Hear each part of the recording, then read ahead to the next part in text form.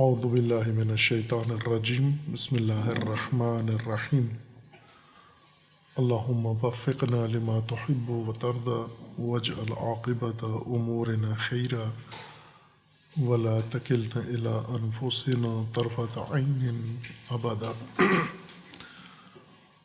رب ادخلنی مدخل صدق واخرجنی مخرج صدق واجعل لی من لدنک سلطانا نصیرا۔ وصیت نامہ امیر المومنین علیہ الصلاۃ والسلام کا، جس میں امام علیہ السلام نے فرمایا اما بعد فإن فيما تبینت من ادبار الدنیا علی واقبال الآخرۃ الی ما یضعنی عن ذکر من سوائی والاہتمام بما ورائی غیر انی حیث تفرد بی دون حموم الناس ہم نفسی فصدفنی رائی وصرفنی عن ہوائی وصرح لی مہد امری فافض بی الی جد لا یکون فیہ لعب وصدق لا یشوبہ کذب ووجدتک بعدی بل وجدتک کلی حتی کأن شیئا لو اصابک اصابنی وکأن الموت لو آتاک آتانی فعنانی من امرک ما یعنینی من امر نفسی فکتبت الیک کتابی ھذا مستظہرا بہ ان انا بقیت لک او فنیت۔ وصیت نامہ کے اس پیراگراف میں امیر المومنین علیہ الصلاۃ والسلام سبب بتا رہے ہیں، وجہ بتا رہے ہیں کہ کیوں اس دورانیے میں اور اس موقع پر وصیت نامہ لکھنے کی ضرورت محسوس ہوئی ہے۔ اس میں امام فرماتے ہیں فإن فيما تبینت من ادبار الدنیا عنی وجموع الدہر علی واقبال الآخرۃ الی، وہ تین چیزیں ہیں۔ ایک، دنیا نے مجھ سے منہ موڑ لیا ہے۔ دوسرا، حالات نے سرکشی اختیار کر لی ہے۔ اور تیسرا، آخرت نے میرا رخ کر لیا ہے، میری جانب رخ کر لیا ہے موت نے۔ یعنی زندگی کے آخری ایام میں ہوں، اور اس موقع پر ہر انسان زندگی کے اس مرحلے میں جب پہنچتا ہے 60 سال اور 60 سال کے آگے پیچھے، تو اس موقع کو یہی کہتے ہیں کہ زندگی نے رخ موڑ لیا ہے، منہ موڑ لیا ہے، اور موت نے رخ کر لیا ہے انسان کی جانب۔ اور اس دوران تیسری چیز حالات کی سرکشی ہے کہ حالات ہمارے اختیار میں نہیں ہیں، حالات اپنے اسباب کے اور اپنی وجوہات کے تابع ہیں۔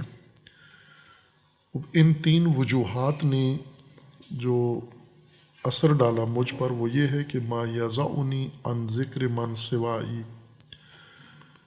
والاہتمام بما ورائی، ان تین چیزوں نے مجھے روک لیا ہے، زندگی کے ادبار نے، موت کے اقبال نے، اور حالات کی چموشی اور حالات کی سرکشی نے مجھے روک رکھا ہے کہ میں اپنے علاوہ کسی اور کی طرف توجہ نہ کروں، اور اپنے علاوہ کسی اور کام میں اہتمام نہ کروں، کسی اور کام میں مشغول نہ ہو جاؤں میں، اور کسی اور چیز کا غم اور کسی اور چیز کا چنتا اپنے دل میں نہ بناؤں اور نہ پالوں۔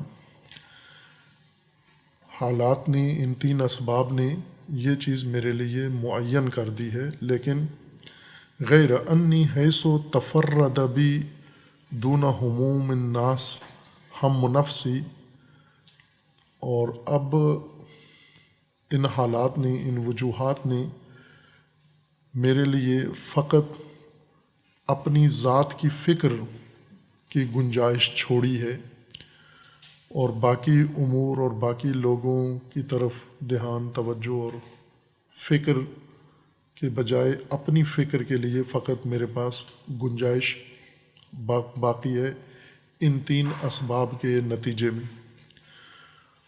اور حالات نے، زندگی کے آخری ایام نے اور موت کے اقبال نے میرے لیے یہ بھی واضح کر دیا ہے، اور پھر ان حالات کے نتیجے، یعنی جو میں نے نتیجہ نکالا ہے، تو میں نے تبین کیا ہے، جستجو کی ہے، تجزیہ کیا ہے، دیکھا ہے، تو یہ صورتحال میرے سامنے بچی ہے۔ فصادفنی رأیی، میں نے اپنی عقل پر بھی اس کو پرکھا ہے۔ جو صورتحال ہے، یہ 3 عوامل نے جو کچھ میرے لیے ماحول بنایا ہے یا میدان ہموار کیا ہے، اس کو میں نے اپنی عقل پر بھی پیش کیا ہے کہ اپنی عقل میری کیا کہتی ہے، میری رائے کیا کہتی ہے۔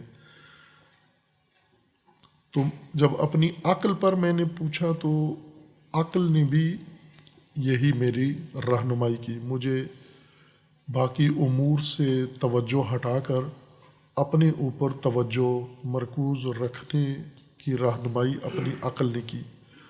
وصرفنی عن ہوائی، اور اپنی خواہشات سے دوری، اپنی خواہشات سے میں منہ موڑ کر صرف اب اگلی منزل جو مجھے درپیش ہے میں اس کی طرف توجہ کروں۔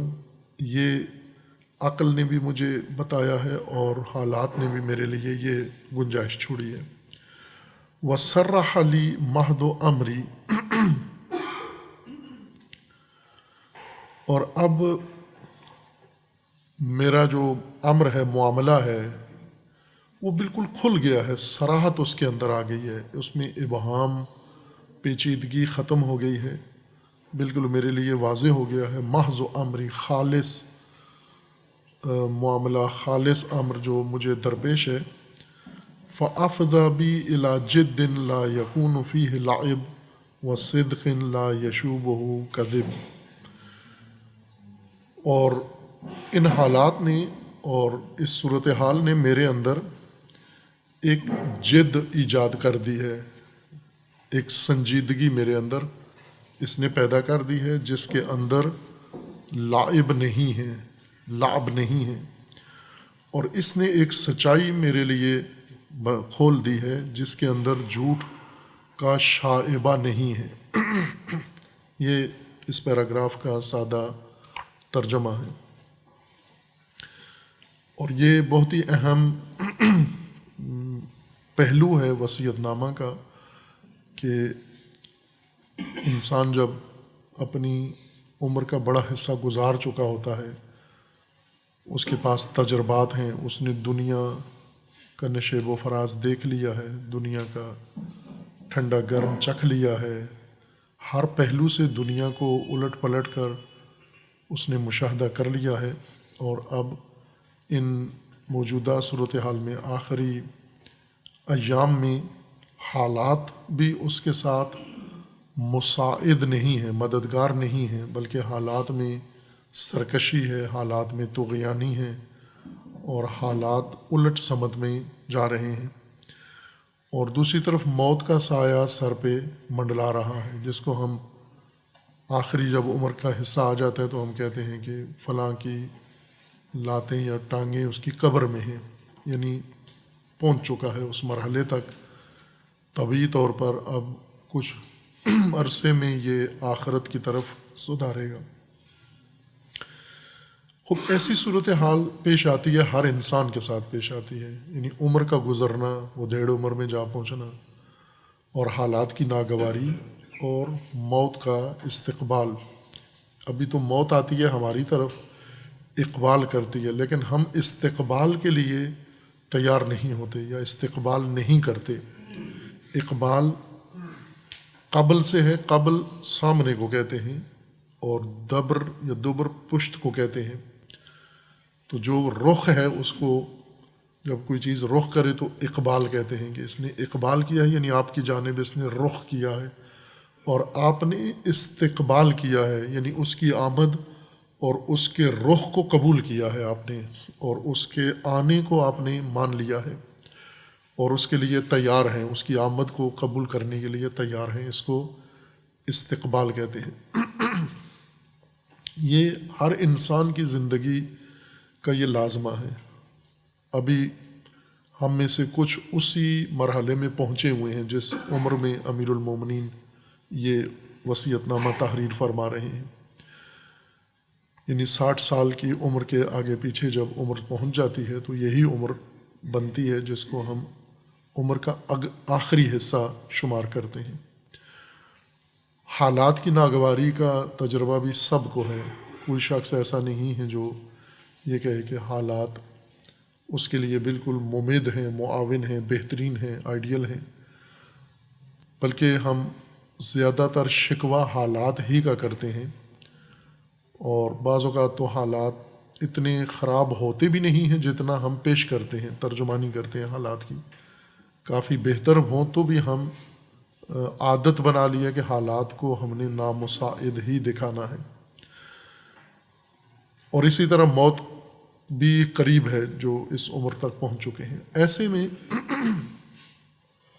دیگر امور امیر المومنین علیہ السلام اب یہاں نہیں ذکر فرما رہے، لیکن نہج البلاغہ کے دیگر خطبات کے اندر وہ موضوع تفصیل کے ساتھ سیر حاصل طریقے سے بیان کیے گئے ہیں، اور وہ یہ ہے کہ انسان جو اللہ نے صلاحیت دی ہے، قابلیت دی ہے، اس صلاحیت اور قابلیت کے مطابق انسان کے اللہ نے فریضے وظیفے مقرر کیے ہیں، اور ان کی ادائیگی کے لیے جو وسائل اللہ تعالیٰ نے مقرر کیے ہیں، جن افراد کے لیے لازم ہے کہ وہ اپنے رہبر پیشوا کے ساتھ جڑیں، ملیں، اس کی امت بنیں، اطاعت کریں، جب وہ بے وفائی پر اتر آتے ہیں، اور جب رہبر ایک اللہ کی طرف سے مامور ہے اور اللہ کے دین کا خود بھی پابند ہے، لوگوں کو بھی پابند کرانا چاہتا ہے،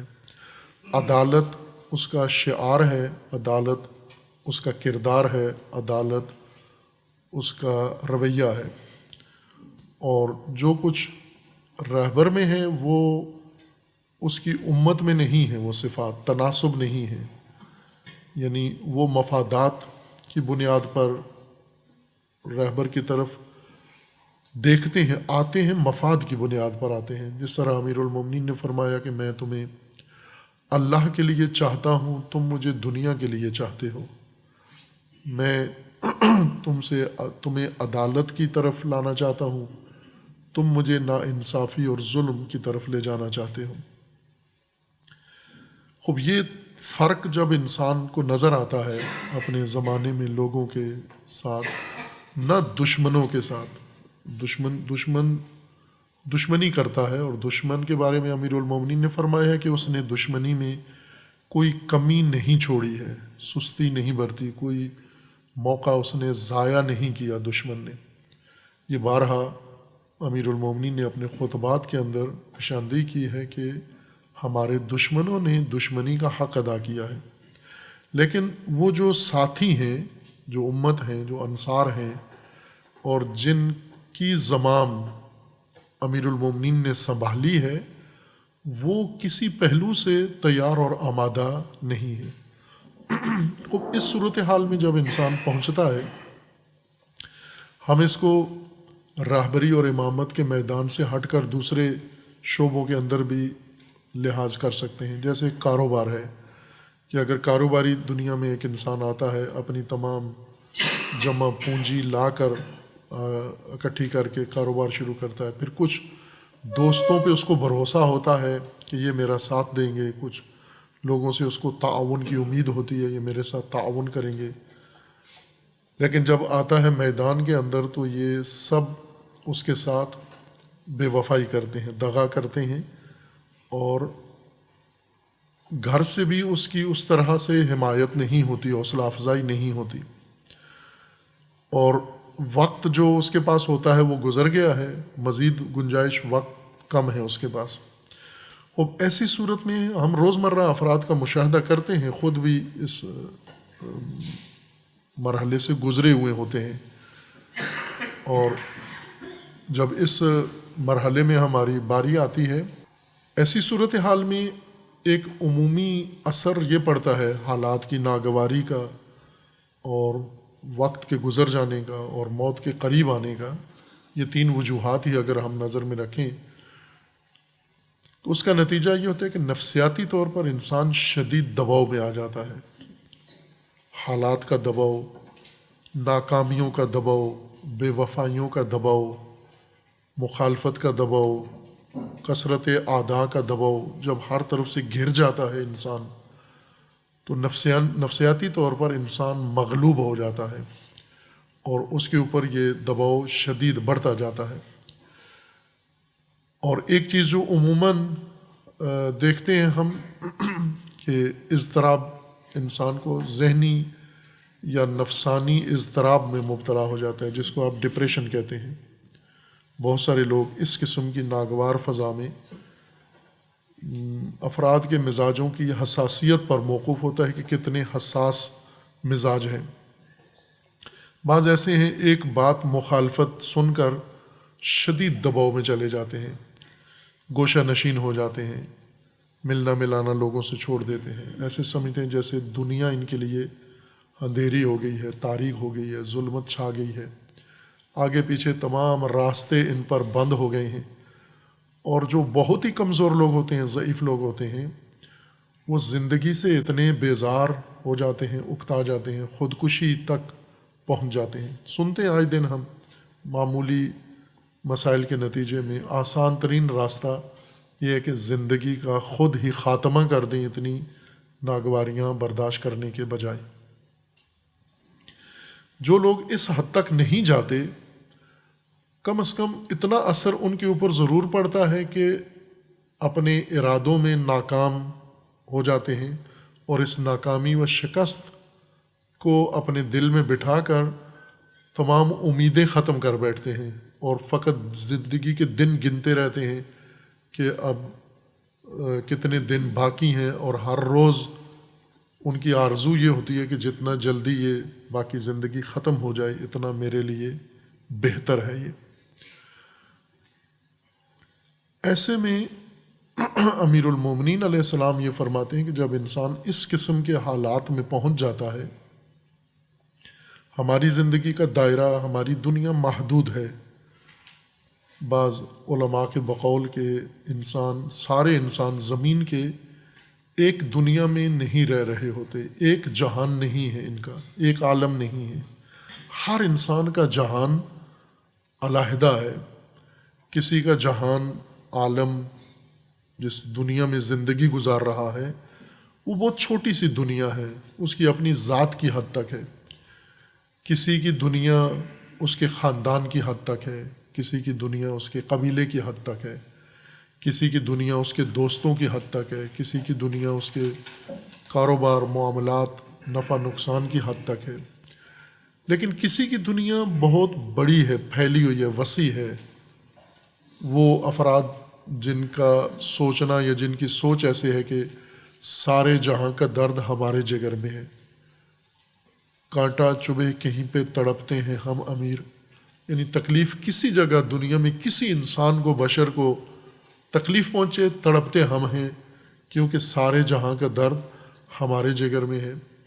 اس کی دنیا، سارا جہان اس کی دنیا ہے، ساری کائنات اس انسان کی دنیا ہے. تو دنیا کا دائرہ ایک نہیں ہے. ایک ہی گھر میں رہنے والے افراد، ان کی دنیا میں فرق ہے. خواتین کی دنیا پورا گھر بھی نہیں ہوتا. بعض خواتین کی دنیا صرف کچن ہے، بعض خواتین کی دنیا صرف گھر کی چار دیواری ہے، اور بعض کی دنیا صرف سسرال اور میکہ ہے. لیکن اس سے آگے ان کی دنیا نہیں ہوتی. بہت چھوٹی سی دنیا میں رہ رہی ہوتی ہیں، اور اس چھوٹی کی دنیا کے لیے انہوں نے سب کچھ سوچا ہوتا ہے. ان کی خوشیاں بھی اسی چھوٹی سی دنیا میں ہیں، ان کی غمیاں بھی اسی چھوٹی سی دنیا میں ہیں. اس دنیا سے باہر کچھ بھی ہو جائے انہیں اس کی کوئی فکر نہیں ہوتی. عموماً آپ کا بھی شاید تجربہ ہوگا، خواتین کا اکثر تجربہ یہی ہوتا ہے کہ مثلا خبروں میں ان کو کوئی دلچسپی نہیں ہوتی. بہت کم خواتین ہیں کوئی سیاست میں اگر آئی ہوئی ہے یا کسی تنظیم سے وابستہ ہے، ممکن ہے وہ روزانہ خبریں سنیں، ملکی خبریں، بین الاقوامی خبریں سنیں۔ سب سے زیادہ بیزار کنندہ چیز خواتین کے لیے خبریں ہیں، جبکہ خبروں میں ان کی ملکی خبریں ہیں، خبروں میں ان کی قومی خبریں ہیں، عالمی خبریں ہیں، حوادث کی خبریں ہیں، اچھی خبریں ہیں، لیکن ان کی بلا سے ان کا ہمارے ساتھ کیا تعلق ہے؟ چونکہ ان کی دنیا اپنا چار دیواری ہے، چار دیواری میں یہ سب کچھ نہیں ہے جو خبروں میں بیان کیا جاتا ہے، اس لیے ان کی دنیا ہی اتنی ہے کہ اسی کی خبر ان کو دیں وہ خوش ہوتی ہیں۔ میکے کی خبر آ جائے اس کو خبر سمجھتی ہیں، سسرال کی خبر ہو اس کو خبر سمجھتی ہیں، شاپنگ کی خبر ہو وہ خبر ہے، یا کچن کی خبر ہو وہ خبر سمجھتی ہیں، باقی باتوں کو وہ لغو، بے معنی اور لایعنی سمجھتی ہیں کہ ان کا کوئی فائدہ نہیں ہے۔ مثلا اکثر خواتین اپنے اجتماعی ماحول سے ہی بے خبر ہوتی ہیں، شاید ہوں گی ایسی، یقیناً ہوں گی ایسی خواتین جن کو یہ بھی پتہ نہیں ہوگا کہ پاکستان کے 4 صوبے ہیں اور ان کے نام کیا ہیں۔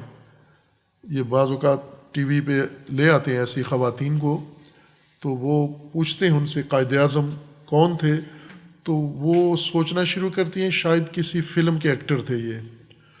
وہ کہتی ہے ذہن میں آ رہا ہے، میرے کچھ ذہن میں آ رہا ہے، کہ اس کے ذہن میں ہوتا ہے کہ کسی فلم کے انہوں نے کسی ڈرامے میں انہوں نے کوئی کردار ادا کیا ہوگا۔ اس حد تک بے خبر ہیں۔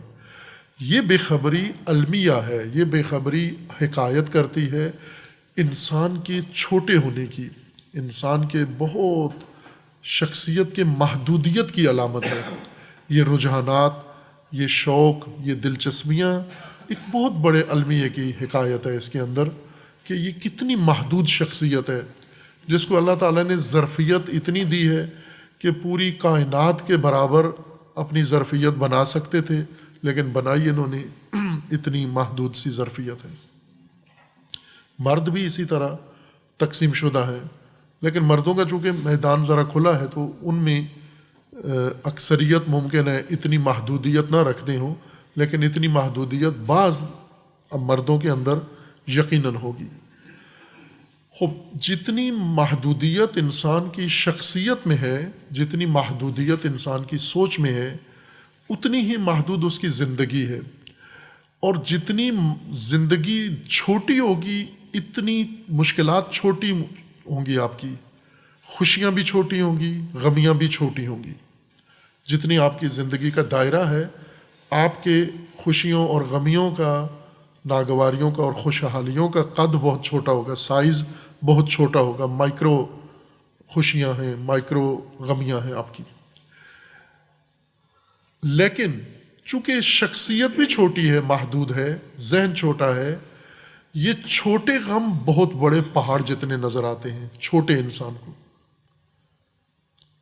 محدود زندگی میں چھوٹی چھوٹی مشکلات جب پیدا ہوتی ہیں تو انسان ان مشکلات کو برداشت نہیں کر سکتا، چونکہ یہ شخصیت کے چھوٹے ہونے کی وجہ سے مشکل کا چھوٹا ہونا یہ نہیں لگتا۔ چھوٹی مشکل انسان کو بہت بڑی مشکل نظر آتی ہے، بہت بڑی مشکل نظر آتی ہے۔ یہ حکمت امیر المومنین میں یہ حکمت جیسا میرے ذہن میں آ رہا ہے کہ ایک مجلس جو اس عنوان سے ہوئی تھی، وہ آپ ہی کی مجلس تھی لیکن قومی مرکز میں ہوئی تھی، اور اس میں یہ حکمت وہاں بیان کی تھی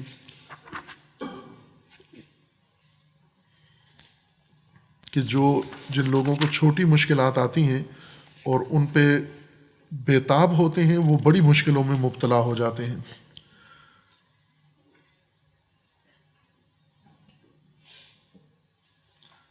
ابھی شاید وہ ڈھونڈنے میں وقت لگ جائے گا، لیکن جہاں تک مجھے یاد آتا ہے یہ میں نے بیان کی تھی، یہ تیسرے حصے میں، ابھی ہم مکتوبات میں ہیں، تیسرا حصہ جو کلمات قصار کا ہے اس کے اندر یہ حکمت ہے، آپ پڑھ سکتے ہیں وہاں سے۔ چھوٹے انسان کی یہ علامت ہے کہ اس کو چھوٹی مشکل بہت بڑی مشکل، بڑا بحران نظر آتا ہے، گھبرا جاتا ہے، جلدی اس کے سامنے تسلیم ہو جاتا ہے اور فرار اختیار کرتا ہے اس مشکل سے، اس دشواری سے۔ بڑے انسان کی یہ علامت ہے کہ بڑی مشکلات بھی چھوٹی نظر آتی ہیں اس کو، جب اس کی شخصیت میں وسعت ہوتی ہے، ذہن میں وسعت ہوتی ہے، اس کی جو دنیا ہے وہ بڑی دنیا ہے، اس بڑی دنیا میں اتنا سا حادثہ اس کو ہلاتا نہیں ہے، متاثر نہیں کرتا، اور وہ قائم رہتا ہے اپنی جگہ پر، پابرجا رہتا ہے، اس کو اپنے لیے تمام چیزوں کا خاتمہ نہیں سمجھتا، اس کے لیے اندھیری رات نہیں ہو جاتی۔ اگر تمام راستے اس پر بند بھی ہو جائیں، ظاہری جو عام معمول لوگوں کے لیے ہیں، اس کے باوجود بھی اس کے لیے ظلمت نہیں ہوتی، تاریکی نہیں چھاتی، اندھیری رات کا تصور اس کے لیے نہیں ہوتا، پھر بھی قائم ہوتا ہے اپنی جگہ پر، اپنی زندگی معمول کے مطابق گزار لیتا ہے۔ لیکن ایک چیز اس کے اندر نمایاں فرق پڑ جاتا ہے، وہ یہ ہے کہ اپنی اس بڑی شخصیت اور بڑی سوچ، عالمگیر سوچ اور وسیع افق اور ویژن کے ساتھ جب وہ زندگی گزار رہا ہوتا ہے تو اس نے اپنے معاملات بہت سارے پھیلائے ہوئے ہوتے ہیں، ان کو اتنا پھیلا دیا ہے اس نے، جب حالات مساعد ہیں اس کے، جب لوگ تعاون کر رہے ہیں تو اس نے معاملات اپنے بہت پھیلا دیے ہیں، اتنے پھیلا دیے ہیں کہ دوسرے لوگ تعجب کرتے ہیں کہ یہ ان سب کو کس طرح سے سنبھالے گا، لیکن اس کے لیے اللہ کی طرف سے ایسے اسباب فراہم ہو جاتے ہیں۔ لیکن گردش ایام ہے، حالات یوں نہیں ہے کہ اللہ تعالیٰ نے حالات، کہیں آیت میں یہ بھی نہیں ہے کہ حالات کا رخ اللہ موڑتا ہے، یوں بھی نہیں ہے، اور یہ بھی کوئی آیت روایت نہیں ہے کہ حالات کا اختیار اللہ نے نبیوں کو دے دیا ہے،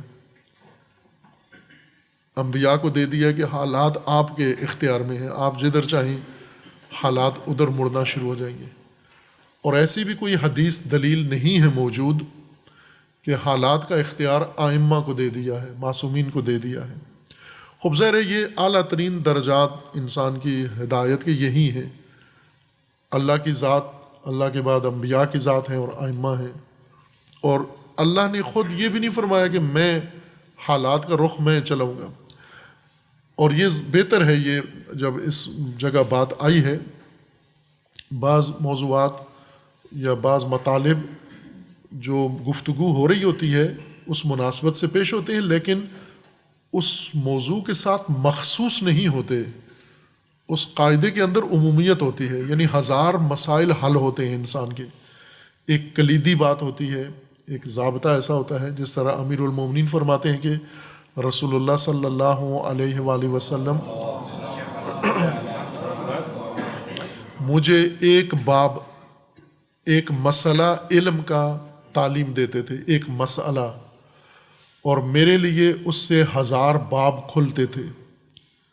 ایک مسئلہ رسول اللہ تعلیم دیتے تھے، میرے لیے 1000 باب کھل جاتے تھے، اور پھر میں خود ہر باب سے 1000 باب کھول لیتا تھا۔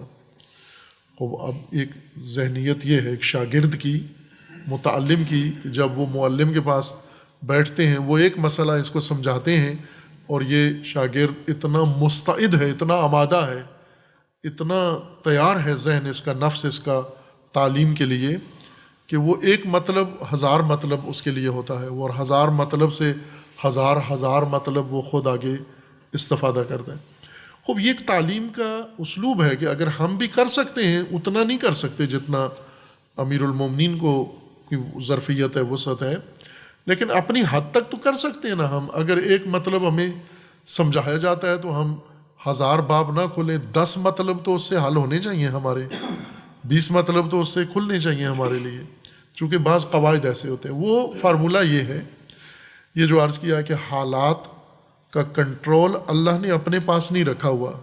مثلا ابھی پاکستان کے جو موجودہ حالات ہیں، یہ اللہ نے نہیں بنائے اس طرح سے، یوں نہیں ہے کہ ایک نظریہ بعض علماء کا، مسلمان علماء کا یہ تھا کہ اس کائنات کے اوپر خصوصاً انسان کے زندگی میں جبر ہے، مجبوری ہے، محض مجبوری، انسان اپنی مرضی، اختیار اور ارادے سے کچھ بھی نہیں کر سکتا۔ پتہ بھی ہلنا ہے تو اللہ کے حکم سے ہلے گا، تو جب پتہ بھی نہیں ہلتا تو انسان کیسے ہل سکتا ہے، کیسے کچھ کر سکتا ہے؟ تو جو انسان جو کچھ کر رہے ہیں اس نظریے کے مطابق یہ کرنے پر مجبور ہیں، چونکہ اللہ کروا رہا ہے ان سے. یہ ایک نظریہ تھا، لیکن خصوصاً ائمہ اطہار علیہ السلام نے اس کو سختی کے ساتھ رد کیا کہ یہ گمراہی ہے. ایسا نہیں ہے. اللہ تعالیٰ نے انسان کو اختیار دیا ہے، مرضی دی ہے، ارادہ دیا ہے اور طاقت دی ہے کہ وہ خود فیصلے کر سکتا ہے، وہ خود ارادہ کر سکتا ہے، وہ خود تشخیص دے سکتا ہے اور اپنے ارادے اور اختیار سے سارے کام کرتا ہے. یعنی اس نظریے کے مطابق جو اہل البیت علیہ السلام کا ہے، انسان آزاد ہے، مجبور نہیں ہے، انسان مختار ہے، پابند نہیں ہے، جکڑا ہوا نہیں ہے. یہ دو واضح نظریے ہیں. باوجود اس کے کہ انسان آزاد ہے اور انسان اپنی آزادی سے سارے کام کرتا ہے، پھر بھی وہ توحید افعالی کہ کوئی کام دنیا میں اللہ کے ارادے کے بغیر وقوع پذیر نہیں ہو سکتا، وہ اپنی جگہ قائم ہے. وہ قاعدہ ٹوٹ نہیں جاتا. یعنی یوں نہیں کہ دنیا میں دو ارادے چلتے ہیں، ایک اللہ کا چلتا ہے، ایک انسان کا چلتا ہے. وہ اللہ کا ارادہ ہی ایسے بنا ہے کہ انسان اپنے ارادے سے سب کچھ کرے اور پھر اس کی سزا بھی بھگتے. اللہ تعالیٰ نے کائنات کے لیے نظام بنایا ہے. پہلے بھی اس کی طرف اشارہ ہوا ہے اور یہ وہ مطلب ہے جیسے آپ کم از کم اگر مستعد ہیں تو 10 باب تو کھلیں گے آپ کے لیے، اگر سوچ والے ہیں، فکر والے ہیں. اور ممکن ہے خمار گندم کی وجہ سے یہ ایک مسئلہ بھی سمجھ میں نہ آئے. یہ بھی کیفیت ہو سکتی ہے کہ ایک جو بات ہو رہی ہے یہ بھی سمجھ میں نہ آئے کہ یہ اصل مطلب کیا بیان ہوا تھا. ایک مجلس میں ایک مومن آئے بڑے دور سے علاقے میں، بلوچستان میں کوئٹہ میں مجلس پڑھ رہا تھا، وہ کسی اور بہت دور ضلع سے آئے اور انہوں نے آ کر شرکت کی اور بہت داد دی اس مجلس میں. عموماً ہماری مجلس داد والی نہیں ہوتی، خاموشی والی ہوتی ہے، لیکن ان کی پہلی مجلس تھی تو وہ سمجھتے تھے کہ ادب سے سنوں، اور ادب یہ ہے کہ ہر بات پہ واہ واہ کروں، داد دوں. پوری مجلس انہوں نے اٹھا کے رکھی اور مومنین دیکھتے رہے. بارکیف لوگوں کے ذہن میں یہ بات آ گئی کہ اس مومن کو ساری باتیں سمجھ میں آئی ہیں، یہ باقی خاموش کو پتہ نہیں سمجھ میں کچھ آیا ہے یا نہیں آیا. بعد میں انہوں نے مجلس کے بعد مجھے کہا کہ میں نے اڈے پہ جانا ہے، آپ کسی مومن کو کہیں مجھے چھوڑ آئیں. میں نے ایک جوان سے کہا کہ آپ موٹر سائیکل پہ ان کو اڈے پہ چھوڑ آئیں. تو راستے میں موٹر سائیکل پہ اوپر بیٹھے ہوئے وہ اس سے پوچھ رہے تھے کہ یہ آغا صاحب کس موضوع پہ گفتگو کر رہے تھے.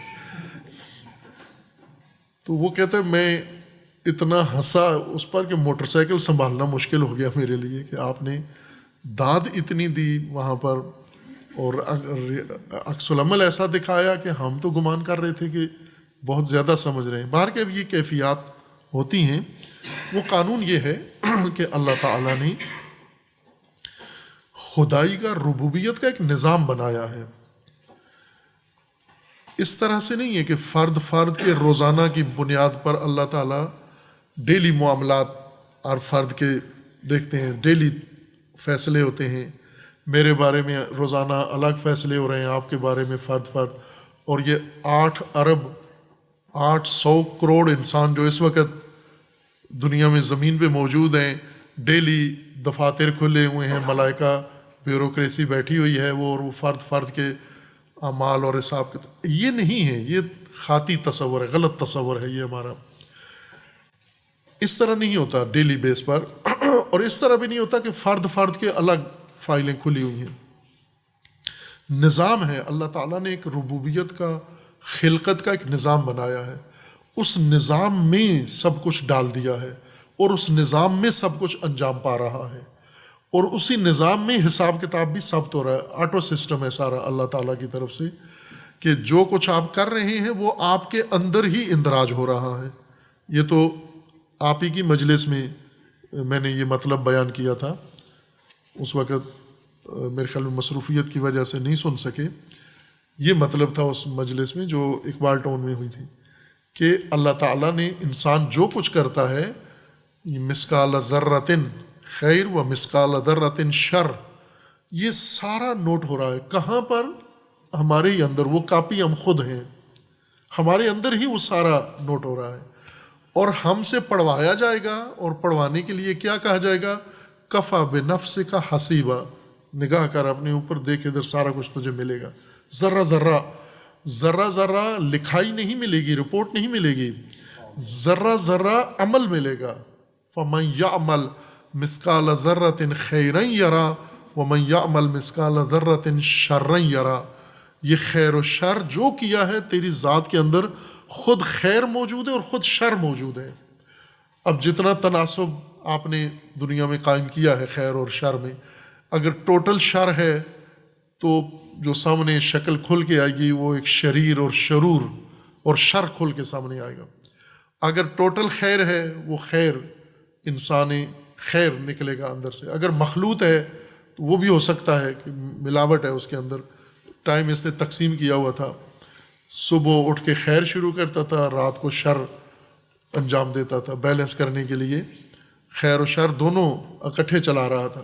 تو یہ سب کچھ انسان کے اندر ہوگا ایک نظام کے طور پر، ایک سسٹم کے طور پر. ربوبی نظام ہے اللہ تعالیٰ کا، اس نظام میں یہ سب کچھ خداوند تبارک و تعالیٰ کی طرف سے مقرر ہوا ہے اور ہو رہا ہے. خوب اس قانون کے مطابق خداوند تبارک و تعالیٰ نے حالات کا بھی ایک قانون بنایا ہوا ہے. ربوبی نظام ہے حالات کا، نہ یہ کہ ڈیلی بنیاد پر جیسے پاکستانی حکمران ہیں، سیاستدان ہیں کہ یہ روزانہ اٹھ کے کہتے ہیں کہ آج کی روٹی، آج کی تنخواہ کیسے پوری ہوگی. آنے والی حکومت خود دیکھے گی ہم اپنا ٹینیور کیسے پورا کریں. یوں نہیں ہے، بلکہ اللہ تعالیٰ نے نظام بنا دیا ہے. رزق کا نظام ہے، موت کا نظام ہے، حیات کا نظام ہے. ہم یہ سمجھتے ہیں کہ یہ روزانہ کی بنیاد پر طے ہوتا ہے کہ کس کی شادی کس سے ہونی ہے اور ان کو بیٹا ملنا ہے یا بیٹی ملنی ہے. یہ نہیں ہے. آپ ابھی سے تجویز پیش کرتے ہیں اللہ تعالیٰ اولاد نرینہ دے اور ادھر سے فوراً منظوری ہو جاتی ہے اس کو نرینہ نر دے دو اس کو. یہ ایک نظام بنایا ہوا ہے اللہ تعالیٰ نے، اس نظام میں یہ پیدا ہونے ہیں اور آپ کو نظام سمجھ کر نظام کے مطابق اپنی زندگی بنانی ہے، ربوبی نظام کے مطابق. اگر آپ ربوبی نظام کے ساتھ ہم آہنگ ہیں، جو چاہتے ہیں آپ وہ ہو رہا ہے. اور اگر آپ ربوبی نظام کے الٹ ہیں تو جو چاہتے ہیں اس کے الٹ ہی آپ کے ساتھ ہوگا، نتیجہ بھی وہی ہوگا. حالات کے لیے بھی اللہ تعالیٰ نے نظام بنایا ہوا ہے کہ حالات کے اسباب ہیں، حالات کے وجوہات ہیں. جیسے بیماریاں ہیں، جیسے صحت ہے، سلامتی ہے، اس کے اپنے نظام ہے اللہ تعالیٰ کا.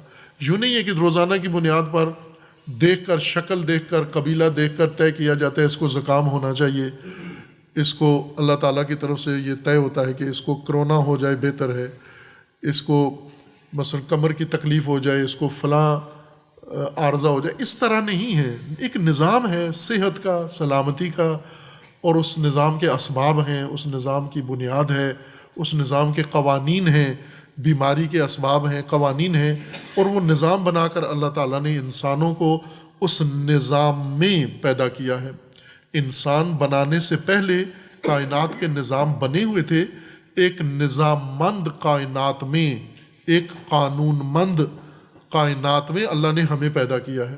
آدم سے پہلے قوانین بن چکے تھے، پھر آدم کو اتارا زمین پر اور اولاد آدم کے لیے وہ قوانین بتا دیے کہ یہ ہیں قوانین.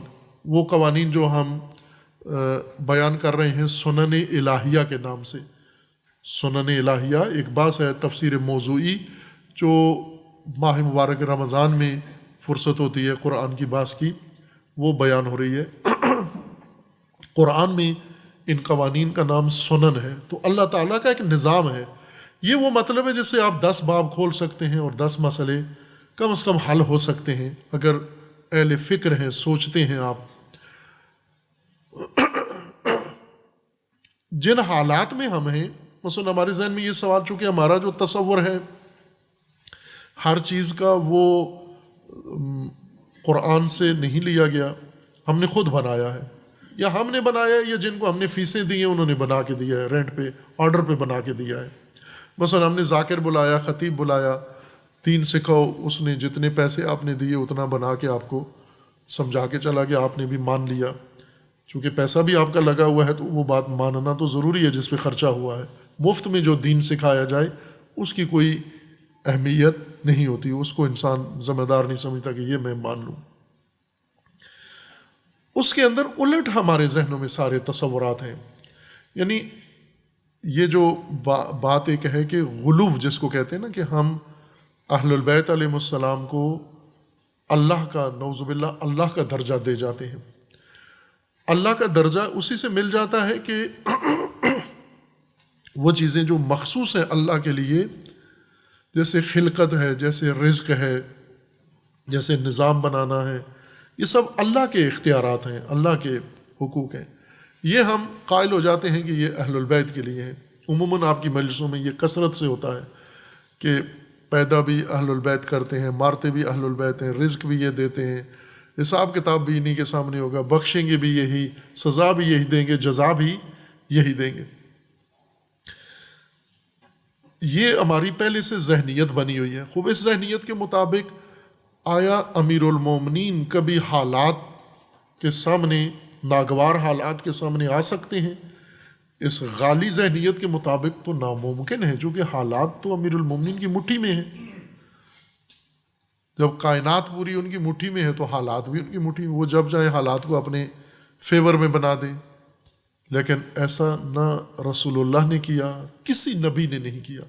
حضرت موسیٰ کے لیے اتنے دشوار حالات، حضرت ابراہیم کے لیے کتنے دشوار حالات پیدا ہوئے، تو حضرت ابراہیم کی مٹھی میں تو نہیں تھے یہ حالات، وہ تو ایک قانون ہے، ایک نظام ہے اللہ تعالیٰ کا۔ اس قانون میں گنجائش ہے کہ اگر طاغوت نے بڑھ کر حالات اپنے قابو میں کر لیے، طاغوت ہو جائے گا حالات کا بانی۔ اگر کسی مومن نے بڑھ کر میدان سنبھال لیا تو حالات کی زمام مومن کے ہاتھ میں آ جائے گی۔ یہ تو قانون ہے اللہ تعالیٰ کا، اور اس میں طے شدہ نہیں ہے کہ حتماً مومن کو اختیار ہوگا۔ اس میں اگر طاغوت، جس طرح فرعون ہے، اس نے پہل کی اور معاملات، مملکت اپنے کنٹرول میں کر کے تو طاغوتی حکومت بنا لی، حالات اس کے کنٹرول میں۔ اب اس نے فیصلے کرنے ہیں، کس کو زندہ چھوڑنا ہے، کس کو مارنا ہے، کس کو غلام بنانا ہے، کس کو عزت دینی ہے، کس کو ذلت دینی ہے۔ یہ ان ملوک کے ہاتھ میں ہو جاتا ہے، حالات کے اوپر وہ اثر انداز ہو جاتے ہیں۔ اور اسی معاشرے میں بنی اسرائیل ہیں، انبیاء کی اولاد۔ اسرائیل یعقوب کا نام ہے، حضرت یعقوب انبیاء میں سے ہیں، اور ان کی اولاد ہے، اولاد انبیاء محکوم ہیں، نوکر ہیں، غلام ہیں اور ذلیل ہیں، جبکہ فرعون اور فرعونی وہاں کے حالات پر گرپ ان کی ہے۔ یا آج کے ہم زمانے کو دیکھیں، مسلمان کتنی اکثریت رکھتے ہیں، طاقت رکھتے ہیں، ثروت رکھتے ہیں، انرجی ان کے پاس ہے، سب کچھ ان کے پاس ہے، لیکن اپنے ملک کے حالات کی زمام ان کے اختیار میں نہیں ہے۔ ان کے ملک کی زمام ان سے، ملک سے باہر دوسروں کے اختیار میں ہے۔ ایران میں ایسے تھا، بالکل ہمارے ملک کی طرح، ان کے ملک کے حالات کی زمام باہر تھی، کسی کے ہاتھ میں تھی، انہوں نے بڑھ کر لے لی کہ بھائی ہمارا ملک ہے، اس کو ہم نے، حالات اپنے ملک کے ہم نے خود اپنے کنٹرول میں رکھنے ہیں۔ ابھی جو جنگ ہے وہاں وہ یہی ہے کہ باہر سے حالات ان کے لیے دوسروں نے محاصرہ کر کے تنگ کیے ہوئے حالات، لیکن ملک کے اندر کے حالات وہ ان کے اپنے کنٹرول کے اندر ہیں۔ یہ ایک قانون ہے اللہ تعالیٰ کا کہ نظام ہے، اس نظام میں جو فرد، جو قوم، جو طبقہ، جو لوگ آگے بڑھ کر حالات کی زمام اپنے اختیار میں لے لیں، ان کے حق میں حالات بن جائیں گے۔ لیکن یوں نہیں کہ اگر ایک دفعہ کسی نے حالات کی زمام سنبھال لی تو ہمیشہ کے لیے اس کے پاس ہے نا۔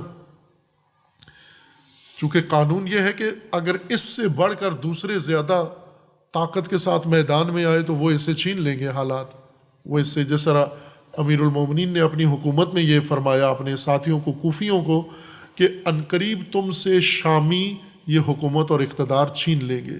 وہ اقتدار جو ہمارے پاس ہے، امیر المومنین کے پاس ہے، امیر المومنین فرماتے ہیں یہ بہت قریب ہی شامی تم سے چھین لیں گے، کیوں کہ تم ایسے ہو، وہ ایسے ہیں۔ وہ صورتحال بھی امیر المومنین نے بیان کی۔ خوب نتیجہ یہ ہے اس گفتگو کا یا اس مطلب کا کہ اللہ کا ایک نظام ہے، ربوبی نظام ہے۔ اس ربوبی نظام میں انسان کو ارادہ اور اختیار دے دیا گیا ہے، میدان بنا کے انسان کے اختیار میں قرار دیا ہے۔ اور جس نے اس نظام کے مطابق بڑھ کر اقدام کر لیا، حالات کی زمام سنبھال لی، یہ میدان اسی کے سپرد رہے گا۔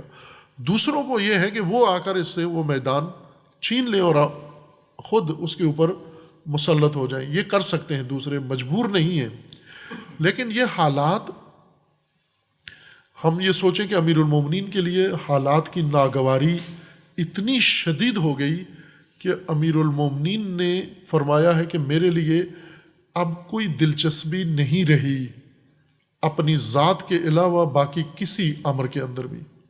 یعنی حالات نے میرے لیے یہ ماحول پیدا کر دیا ہے کہ اب میں وہ کام جو چھوڑا ہوا تھا، وہ کام جو متروک تھا یا اس کی طرف توجہ کم تھی، اب سارا جو وقت باقی ہے اس کام پہ میں لگاؤں۔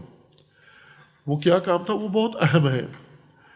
وہ یہ کہ اللہ تعالیٰ نے ذمہ داری لگائی امامت کی، حکومت کی اور انسانوں کی، وہ ذمہ داریاں نبھائیں، لیکن امیر المومنین نے جو سفر خود طے کرنا ہے اپنے رب کی جانب، اور اپنی ذات کے اندر جو سفر طے کرنا ہے، جتنا انسان امور خلق میں مصروف ہوتا ہے اتنا ہی ادھر سے وقت نکال کر ادھر دینا پڑتا ہے۔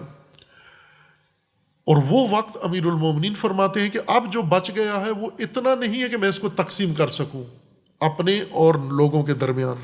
جو بچ گیا ہے وہ اتنا ہی ہے کہ فقط اپنی طرف توجہ کر سکتا ہوں۔ یعنی جو اہم ترین کام، اصل کام انسان کے ذمہ اللہ تعالیٰ نے لگایا ہے، جو پہلے بارہا اس کی تشریح کی ہے، یہ ایک دوسرا اسی قانون ربوبی کا ایک مصداق یہ ہے کہ اللہ نے انسان کو انسان بنا کر نہیں پیدا کیا، انسان بننے کے لیے پیدا کیا ہے۔ انسان بننے کا پورا نصاب بنایا ہے اور اس کو سامنے انسان کو تعلیم دی ہے، اور انسان کو زمین پہ خلق کر کے یہ ماموریت دے دی ہے کہ آپ نے اس مقام انسانیت تک، مقام خلافت تک، مقام لقاء اللہ تک، مقام قرب الہی تک تم نے پہنچنا ہے، خود تم نے پہنچنا ہے۔ ہم عموماً زندگی جو مومنین کی بات کر رہا ہوں، جو اچھے لوگ ہیں، جو اطاعت و عبادت الہی میں زندگی گزارتے ہیں اور جنہوں نے اپنے دوش پر خدمت خلق بھی لی ہوئی ہے، یہ اکثر اس موضوع سے غافل ہوتے ہیں۔ یہ موضوع یاد ہی نہیں ہوتا انہیں کہ ہم بعض مومنین کے بقول کہ ہم کشتیاں اور ٹرینیں بھر بھر کے ساحل کے اس پار، نجات کے ساحل پہ پہنچا رہے ہیں، اور خود یہیں کھڑے ہوئے ہیں، خود یہی ہیں، خود اپنے لیے نجات کا کوئی ایک قدم بھی نہیں اٹھایا، اور ساری امید اس سے باندھی ہوئی ہے کہ یہ جو ہم دوسروں کو سروس دے رہے ہیں اس کے اجر میں ہمیں بھی بغیر ٹکٹ کے وہاں پہنچا دیا جائے گا۔ نہ، یہ وہ مطلب ہے جو گزشتہ چند مجالس میں وضاحت کی تھی اس کی، کہ لا تزر وازرۃ وزر اخری، کوئی انسان کسی دوسرے کا بوجھ نہیں اٹھائے گا۔ لا تجزی نفس عن نفس شیئا، کسی انسان کے بدلے میں دوسرا انسان پیش نہیں ہوگا، کسی انسان کا عمل دوسرے انسان کے کھاتے میں نہیں جائے گا، کسی انسان کا تکامل میرے نام نہیں کیا جائے گا۔ مثلا میں اپنے شاگردوں کو تعلیم دیتا ہوں، وہ کمالات تک پہنچ جاتے ہیں، اعلیٰ کمالات تک پہنچ جاتے ہیں اور ساحل کے اس طرف پہنچ گئے، لیکن میں نے انہیں تعلیم دی، سکھایا، انہوں نے ان کمالات کو حاصل کیا، میں نے خود کوئی کمال حاصل نہیں کیا، یہ شاگرد میری کوئی مدد نہیں کر سکتے، ذرا برابر مدد نہیں کر سکتے، چونکہ وہ سفر میں نے خود طے کرنا ہے، اپنے قدموں سے طے کرنا ہے، اپنے عمل سے طے کرنا ہے، اپنے ذہن سے، اپنے ارادے سے میں نے طے کرنا ہے۔ میں جس طرح دنیا میں ہم، یہ قانون ہے جائز یا ناجائز، ہم دوسروں کا مال کھا جاتے ہیں، یہ دنیا میں ہے، کرتے ہیں ہم، اگر خریدیں اپنے ہی مال کو تو بہت سارا مال دوسروں کا نکلے گا، ہمارا نہیں ہے، لیکن یا دوسرے غافل تھے، ان کی توجہ نہیں تھی، یا ہم زیادہ تیز تھے، بالآخر ان کا مال کسی مدد سے ہم نے اپنے نام کر لیا ہے۔ یہ کام ان تکامل میں نہیں ہو سکتا کہ ہم کسی ہیلے سے کسی کے کمالات اپنے نام کر لیں گے. ہم امیر المومنین علیہ السلام اس وصیت نامے میں اپنے فرزند کو یہ فرما رہے ہیں کہ تو میرا بیٹا ہے، امام کا بیٹا ہے، ولی کا بیٹا ہے، اور رسول اللہ کے بعد سب سے افضل ہستی کا بیٹا ہے. یہ تیرے لیے کافی نہیں ہے، میری اولاد ہونا کافی نہیں ہے، اپنا عمل تجھے نجات دے گا، نہ میرا بیٹا ہونا، میرا نسب. اپنے عمل سے تو نے اس ساحل تک پہنچنا ہے. جب جناب مالک اشتر کو رحمۃ اللہ علیہ جب انہیں بھیجا مصر کا والی بنا کر اور وہ راستے میں شہید ہو گئے، اس خط میں لکھا ہوا ہے، نہج البلاغہ میں ہے وہ خط، کہ امیر المومنین نے اس میں لکھا ہوا ہے کہ اس پہ خوش نہ رہنا کہ علی کا نمائندہ ہوں، یہ نمائندگی تجھے کوئی فائدہ نہیں دے گی، تجھے اپنا عمل نجات دے گا. اس پہ توجہ کرنا، ساری توجہ اپنے عمل پہ رکھنا، اس نسبت پہ بھروسہ نہ کرنا جو میرے ساتھ ہے. خوب یہی حال ہے امیر المومنین اور دیگر ائمہ اطہار کہ ہر شخصیت وہ جو اپنے حصے کا کام ہے، اپنی ذات کا تکامل ہے، وہ انسان کو خود وہ سفر طے کرنا ہے. اس کے لیے ہمیں عموماً کم موقع ملتا ہے، بہت قلیل موقع ملتا ہے. اور دوسرا، ہمارے پاس مدیریت نہیں ہے صحیح. مدیریت، مینجمنٹ ایک خدا داد صلاحیت ہے، جیسے عقل ہے، تدبیر ہے، یہ اللہ کی دین ہے، اللہ کی عطا ہے. کسی کو عطا ہوتی ہے، کسی کو ہوتی تو سب کو ہے، لیکن کچھ کمزور ضائع کر دیتے ہیں. اپنی زندگی کو اس طرح سے انسان مدیریت کرے کہ اپنے حصے کا جو تکامل ہے وہ مسلسل جاری رہے. یہ قربتاً الی اللہ، یہ قرب قدم بے قدم یہ نہ رکے.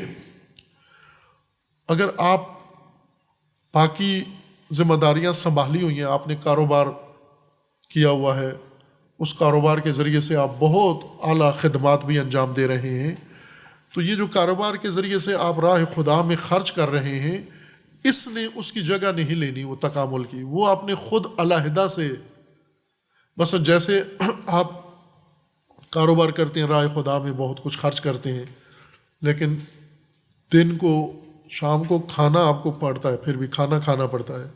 آپ کہیں کہ میں کیوں کھاؤں، میں نے تو اتنا اللہ کی راہ میں کام کیا ہے، وہ اجر میرے لیے کافی ہے، کھانے کی ضرورت نہیں ہے. نہ ضرورت ہے. آپ اللہ کی راہ میں بہت خرچ کرتے ہیں، خدا نخواستہ مریض ہو جاتے ہیں، تو آپ کو دوا لینی پڑے گی جا کر. یہ کہنا کہ اب میں چونکہ اللہ کی راہ میں اتنا خرچ کرتا ہوں تو مجھے دوا نہیں چاہیے، دوا لینی پڑے گی، چونکہ نظام ہے، قانون ہے اللہ کا. اس قانون کے مطابق آپ نے اپنا جو انفرادی ذاتی تکامل ہے وہ فریضہ آپ نے ترجیح کے طور پر رکھنا ہے. ترجیحی فریضہ ہے وہ، نہ کہ اس سے چشم پوشی کرنی ہے، غفلت کی زندگی گزاریں. ہماری زندگیاں غفلت کی زندگیاں ہیں. غفلت کی زندگیاں یعنی جن پہ پردے پڑے ہوئے ہیں، اور پردے مختلف ہیں. کچھ پردے جیسے قرآن نے فرمایا کہ ہم نے کانوں پہ ڈال دیے ہیں، کچھ پردے آنکھوں پہ ڈال دیے ہیں، کچھ پردے دلوں پہ ڈال دیے ہیں. سورہ بقرہ اور دیگر آیات کے اندر ہے نا کہ سواء علیہم انذرتہم ام لم تنذرہم لا یؤمنون ختم اللہ علی قلوبہم، دلوں پہ پردے ڈال دیے، بند کر دیے. وعلی سمعہم، اور کانوں میں بھی ہم نے پردے ڈال دیے ہیں. وعلی ابصارہم غشاوہ، اور ان کی آنکھوں پر بھی ہم نے پردے ڈال دیے. آنکھیں کھلی ہیں، کان کھلے ہیں، صحیح ہیں، لیکن دل ہے. لہم قلوب لا یفقہون بہا، ذہن ہیں، ذہین بھی ہیں یہ، لیکن سمجھیں گے نہیں یہ، چونکہ پردے پڑ گئے ہیں ان کی کانوں کے اوپر، ان کی آنکھوں کے اوپر، حواس کے اوپر. خوب یہ پردہ ہی نیند ہے، اور ایک پردہ جب دبیز ہو جائے موت ہے. یعنی پردوں کا نام نیند، غفلت اور موت ہے. ایک روایت میں ہے کہ الناس اذا ماتوا، جب لوگ مریں گے، الناس نیام، لوگ سارے سوئے ہوئے ہیں، مردے ہیں. جب یہ مریں گے تو جاگیں گے. اذا ماتوا انتبہوا، جاگیں گے کب؟ موت ان کو جگائے گی. موت ایک جھٹکا ہے، تمام پردے موت توڑ دیتی ہے، تمام پردے۔ لیکن یہ موت کا عمل ہمارا نہیں ہے۔ ہم اگرچہ یہ علماء نے یہ موضوع چھیڑا ہے کہ موت کا فاعل انسان کو کہا جاتا ہے کہ انسان مر گیا، فلاں انسان مر گیا، نہ اسے مارا گیا ہے، مرا نہیں ہے۔ یہ مرنا اس کا فعل نہیں ہے، یہ ملک الموت کا فعل ہے۔ ملک الموت نے اس کی روح قبض کی ہے۔ عربی میں بھی کہتے ہیں ماتا فلان، فلاں آدمی مر گیا، یعنی یہ موت اس کا فعل ہے۔ جیسے فلاں نے کھایا، فلاں نے پیا، یہ کھانا پینا اس کا فعل ہے، تو کہتے ہیں فلاں مر گیا، یہ اس کا فعل نہیں ہے، لیکن کہتے ہم یوں ہیں کہ فلاں نے یعنی موت اختیار کر لی، مر گیا، اسے مارا گیا ہے۔ اسباب موت کے فراہم ہوئے ہیں، ملک الموت نے اسے مار دیا ہے۔ یہ موت بیداری ہے۔ قرآن فرماتے کہ یہ موت بیداری ہے۔ یہ پردے جتنے ہیں، ملک الموت کا یہی کام ہے، پردے سارے ہٹا دیتا ہے۔ انسان کی دلوں پہ پردے ہٹا دیتا ہے، آنکھوں کے پردے ہٹا دیتا ہے، کانوں کے پردے ہٹا دیتا ہے، حواس کے پردے ہٹا دیتا ہے۔ ناگہاً ظلمت سے نکل کر انسان جب حقائق سے روبرو ہوتا ہے، وحشت زدہ ہو جاتا ہے کہ یہ کیا ہو گیا۔ ایک اختیاری موت کا تصور ہے، عموماً عرفاء علماء ذکر فرماتے ہیں، امام راحل امام خمینی رحمۃ اللہ علیہ اور ان کے مسلک کے اور ان کے ہم فکر لوگ اس موضوع کو وہ زیادہ بیان فرماتے ہیں۔ موتو قبل ان تموتو، اس سے پہلے کہ تمہیں مارا جائے تم مر جاؤ۔ یعنی موت نے وہ پردے جو دوسروں نے ہٹانے ہیں، ملک الموت نے وہ خود ہٹا لو، خود ہٹا لو۔ وہ موت اسی چیز کا نام ہے نا، پردے ہٹانے کا اور رابطے کاٹنے کا نام ہے، اب خود کاٹ لو۔ اگر یہ توفیق انسان کو مرنے سے پہلے خود نصیب ہو جائے کہ کئی موت ہیں، ایک غفلت کی موت ہے، ایک موت ہے جس کو غفلت کہتے ہیں، ایک موت جس کو نیند کہتے ہیں۔ قرآن کے نزدیک یہ موت ہے جسے ہم نیند کہتے ہیں۔ میں آیہ کریمہ بھی پڑھ دوں تاکہ تسلی ہو جائے آپ کی۔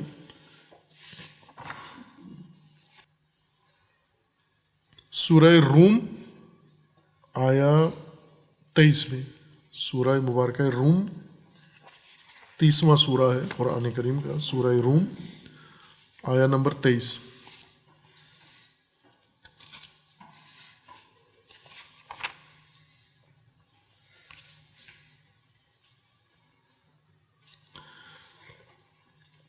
توجہ فرمائیں اس آیت کی طرف۔ وَمِنْ آیَاتِهِ، اللہ کی نشانیوں میں سے، منامکم باللیل والنہار وابتغاؤکم من فضلہ ان فی ذلک لآیات لقوم یسمعون۔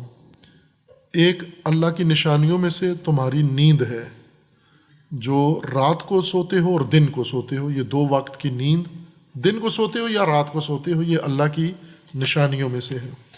اب دوسری آیت میں ہے کہ یہ موت ہے، یہ نوم تمہاری یہ موت ہے۔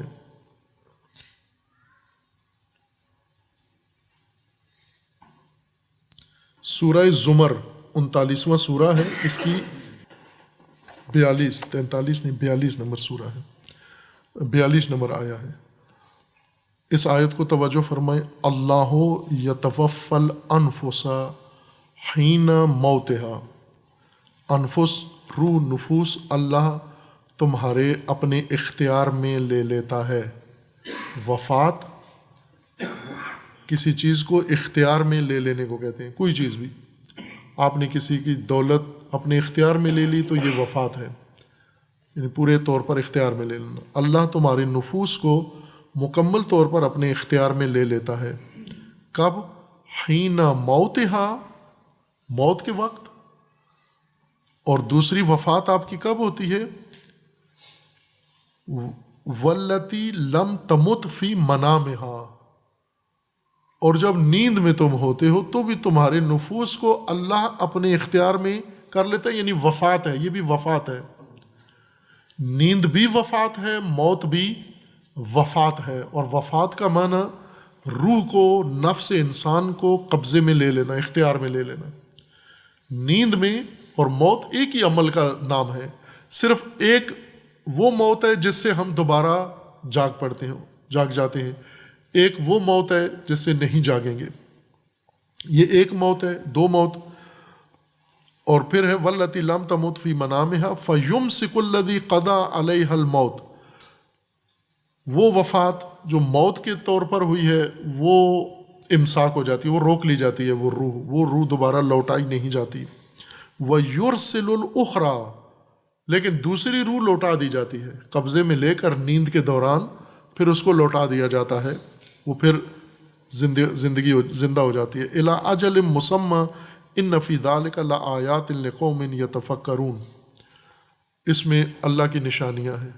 پس دو موت، قرآن خود کہہ رہا ہے نیند بھی تمہاری موت ہے، یعنی وفات ہے، اور موت بھی تمہاری وفات ہے۔ اور سب سے بدترین موت یہ نہیں ہے جس سے روح بدن سے نکل جائے یا انسان سو جاتا ہے، جب یہ دونوں موت یا وفات ہیں، بدترین موت قرآن نے غفلت کو کہا ہے۔ سویا بھی نہیں ہے، مرا بھی نہیں ہے، جاگ رہا ہے لیکن غافل ہے، جس ماحول میں ہے توجہ نہیں ہے، حقائق کی طرف توجہ نہیں ہے، مسائل کی طرف توجہ نہیں ہے، المیہ کی طرف توجہ نہیں ہے، اپنی طرف توجہ نہیں ہے، عاقبت کی طرف توجہ نہیں ہے، جاگ رہا ہے، زندہ ہے، سود و زیاں، خواہشات، نفع نقصان سارا سمجھ رہا ہے، لیکن جو اصل داستان ہے، حقیقت ہے، اس کی طرف توجہ نہیں ہے اس کی۔ خوب یہ غفلت بھی، اس کے بارے میں متعدد آیات ہیں، میں ایک دو اشارہ کر دوں آپ کی مطالعہ کے لیے۔ متعدد آیات ہیں، میں ایک آدھ آیت آپ کی خدمت پہ پڑھتا ہوں تاکہ یہ باب غفلت کا قرآن میں بہت اہمیت رکھتا ہے۔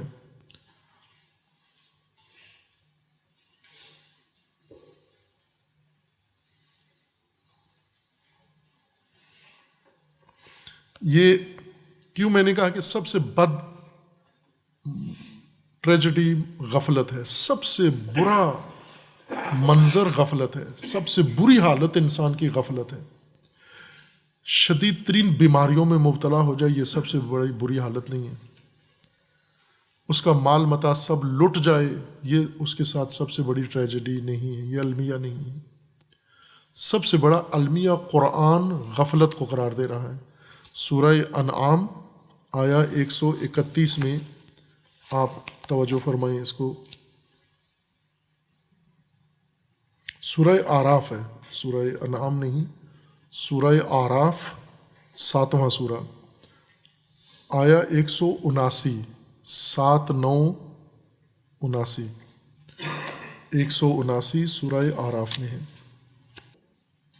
توجہ فرمائیں اس آیہ کریمہ پر۔ وَلَقَدْ ذَرَأْنَا لِجَهَنَّمَ كَثِيرًا مِنَ الْجِنِّ وَالْإِنسِ، ہم نے بہت ساری مخلوق، کثیراً من الجن والانس، انسان اور جنوں میں سے ایک بڑی تعداد، اکثریت رکھ دی ہے جہنم کے لیے۔ وَلَقَدْ ذَرَأْنَا، ان کو جہنم کے لیے رکھ دیا ہے ہم نے، کثیراً من الجن والانس۔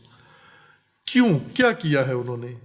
اس جن اور انسانوں کی اکثریت نے جنہیں جہنم کے لیے چھوڑ دیا گیا ہے، کیا کیا انہوں نے؟ اس بارے میں اللہ تعالیٰ کا فرمانا ہے لَهُمْ قُلُوبٌ لَا يَفْقَهُونَ بِهَا، اس وجہ سے کہ دل ہیں ان کے، لیکن ان دلوں کے ذریعے سمجھتے کچھ بھی نہیں ہے۔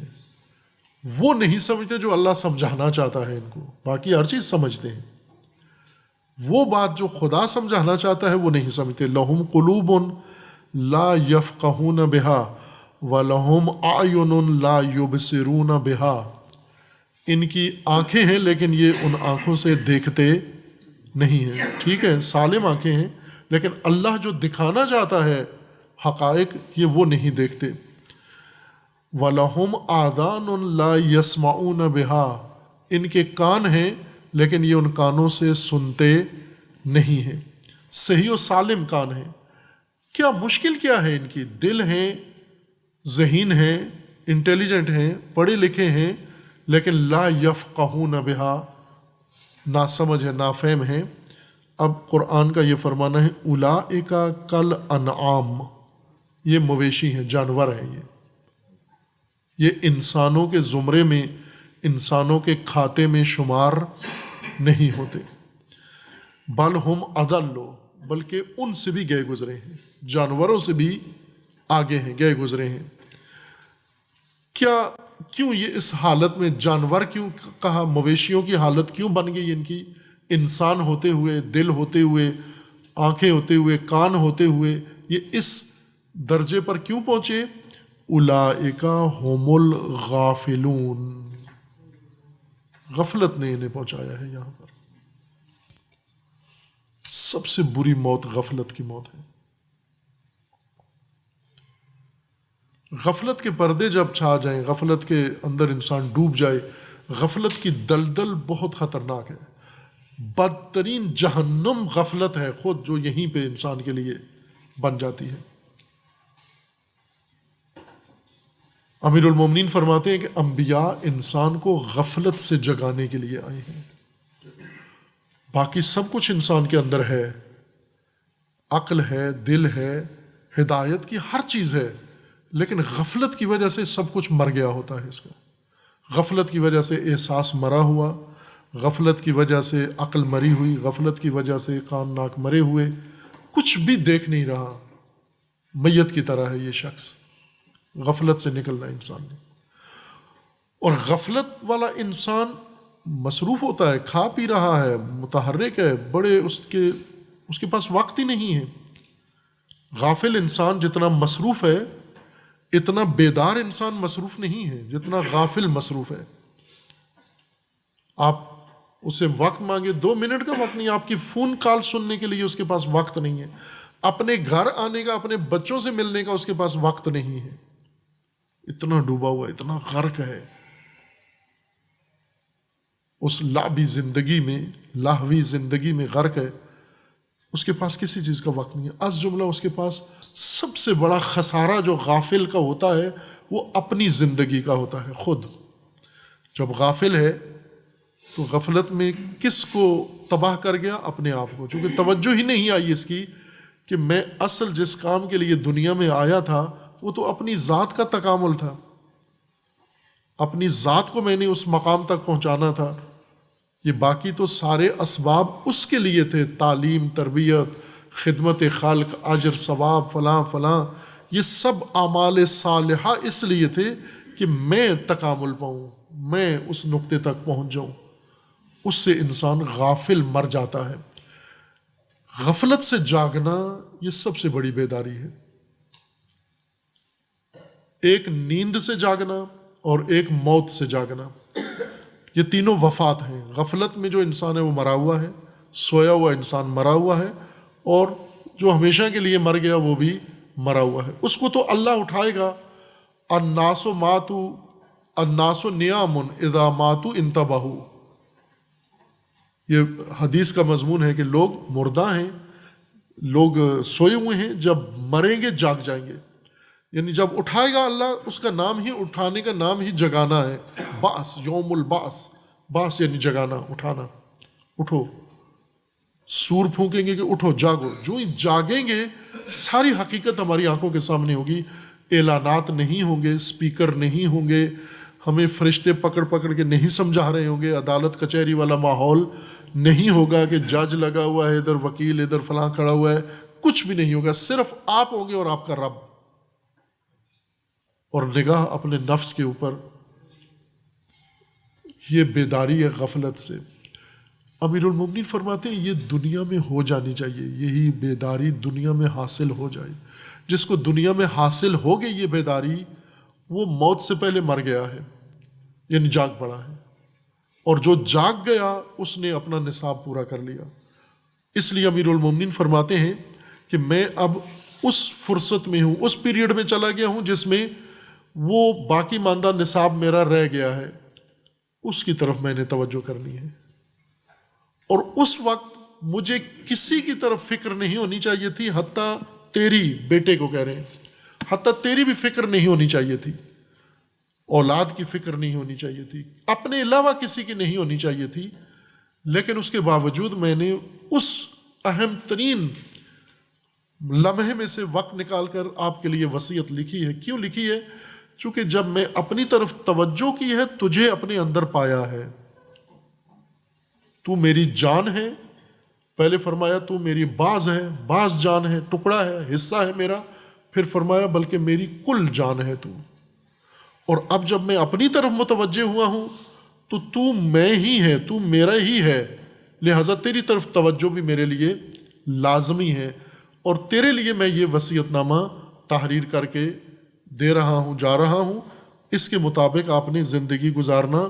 اور میں نے اپنی عقل پر بھی اس کو پرکھا ہے، اور مجھے عقل نے بھی یہی رہنمائی کی ہے، حالات نے بھی مجھے اسی طرف متوجہ کیا ہے، دنیا کے پشت کرنے سے بھی میں اسی طرف متوجہ ہوا ہوں، موت کے اقبال نے بھی مجھے اسی طرف متوجہ کیا ہے کہ اب میں تمام امور پر ترجیح دوں اپنے امور کو، اور اپنے امور میں سے ایک آپ بھی ہیں، یہ بھی میرے اپنے امور کا حصہ ہیں آپ۔ اور پھر فرمایا کہ اب میرے اندر وہ سنجیدگی پیدا ہوئی ہے، وَسَرَّحَ لِي مَهْدُ أَمْرِي فَأَفْضَى بِي إِلَى جِدٍ لَا يَكُونُ فِيهِ لَعِبٌ۔ ان حالات نے اور اس امر نے اور اس مرحلے نے میرے اندر ایک جد پیدا کر دیا، جس کے اندر ذرا برابر لعب نہیں ہے۔ لعب وہ کام جو بے فائدہ کام ہو، جس میں کوئی فائدہ نہ ہو، اس کو لعب کہتے ہیں۔ کھیل میں چونکہ فائدہ نہیں ہوتا، اس لیے اس کھیل کود کو بھی لعب کہتے ہیں، لیکن لعب کا لغوی معنی کھیل نہیں ہے۔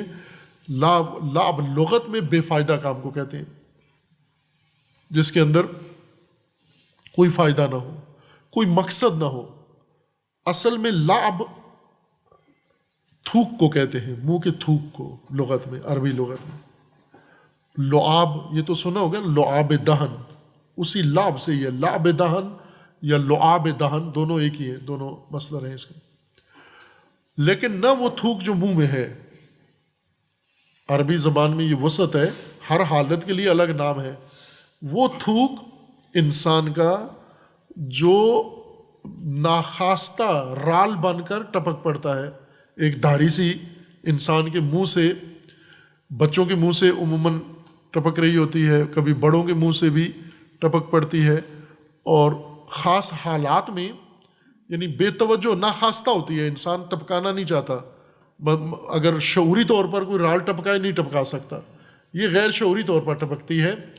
چونکہ ایک ایسی رال، ایک ایسی دھار منہ سے نکل گئی ہے جو انسان نے نہیں نکالی، خود نہیں نکالی، لیکن نکل گئی ہے منہ سے۔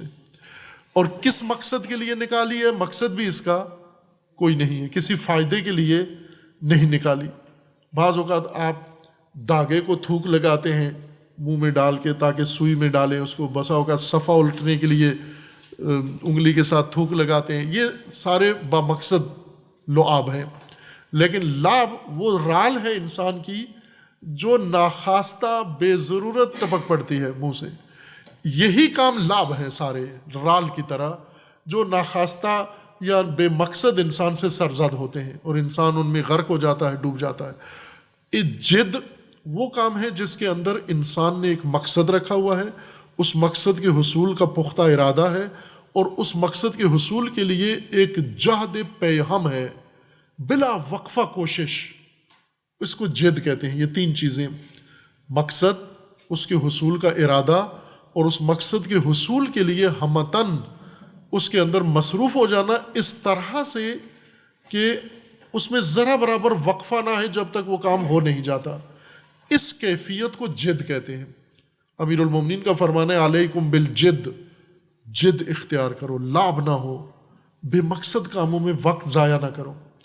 اب ہمارے پاس وقت نہیں ہوتا عموماً، مثلا ہم دین سیکھنا چاہیں، کوئی وقت نہیں ہے، موبائل پہ وقت ہی وقت ہے۔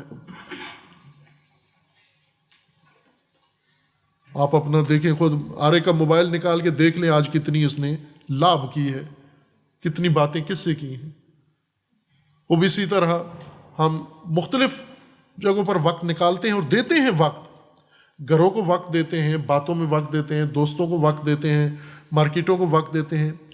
وہ وقت جو کارآمد ہے اس کی بات نہیں کر رہا جو آپ کاروبار کرتے ہیں، وہ وقت جو بے فائدہ آپ کسی کے ساتھ کھڑے ہو گئے چوک چوراہے میں، فون پہ گھنٹوں اس کے ساتھ باتیں شروع کر دیں، بے فائدہ، یہ لابھ ہے. یہ انسان جد نہیں ہے اس کے اندر، اور جس میں جد نہیں ہے وہ غافل ہے، وہ مردہ ہے، ہم کل انعام میں سے ہے. یہی وہ حیوان ہے جس کو توجہ ہی نہیں ہے کہ میرے پاس اتنا وقت کہاں سے آ گیا ضائع کرنے کے لیے، اتنا وقت میرے پاس ہے. میں وہ لطیفہ ہے نا کہ کسی فیملی میں گھر میں فون آیا تو وہ خاتون خانہ نے فون اٹھایا، ہیلو ہائی کی، پونا گھنٹہ گفتگو کی، بعد میں فون بند کیا. گھر والوں نے پوچھا کس کا تھا، اس نے کہا رانگ نمبر تھا. وہ پونا گھنٹہ رانگ نمبر پہ اس نے گفتگو کی. اگر رانگ نمبر نہ ہوتا، وہ رائٹ نمبر ہوتا، پھر اس نے کتنی بات کرنی تھی. خوب ہم یہ کام کرتے ہیں، یہ وقت ضائع کرتے ہیں ہم، یہی ہماری غفلت کی علامت ہے. یہ امیر المومنین فرماتے ہیں نا، اب گنجائش ختم ہو گئی ہے، ایک جد میرے اندر پیدا ہو گئی ہے، اس جد نے لاب کو ختم کر دیا. پہلے بھی نہیں تھی، معصوم کی ذات میں تو لاب ہوتی بھی نہیں ہے، لیکن امیر المومنین فرماتے ہیں کہ اس صورتحال نے میرے اندر پہلے سے زیادہ ایک جد ایجاد کر دی ہے، اور ایک ایسی صداقت میرے سامنے آ گئی ہے جس کے اندر جھوٹ کا شائبہ بھی نہیں ہے. اصل جو نتیجہ ہے اس گفتگو کا وہ یہ ہے کہ اگر حالات ناگوار ہو جاتے ہیں تو جد آپ کے اندر زیادہ ہو جائے، نہ کہ مایوس ہو جائیں. حالات کی ناگواری آپ کے اندر جد پیدا کرے، آپ کے اندر صداقت پیدا کرے، آپ کے اندر نظم پیدا کرے، آپ کے اندر بیداری پیدا کرے، آپ کے اندر ہوشیاری پیدا کرے، اور وہ موضوعات جو عمر بھر متروک رکھے تھے، حالات کی خرابی بتاتی ہے کہ پہلے ترجیح ان کو دو، ان کو سمیٹو.